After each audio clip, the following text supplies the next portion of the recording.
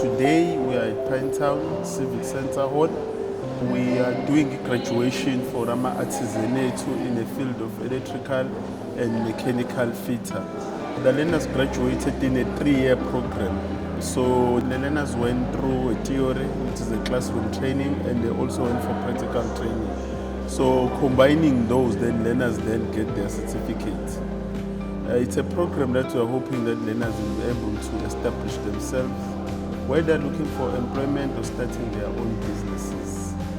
So it is a journey that will begin today for them, and hopefully they will have a better future, which is what eThekwini strive for.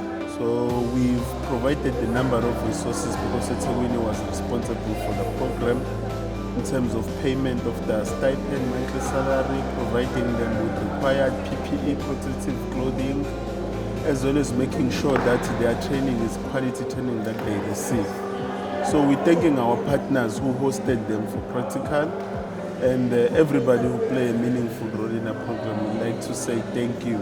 So today it was their day where learners enjoyed themselves with their parents supporting them. So we're looking forward to make sure that these learners have a brighter future ahead of them.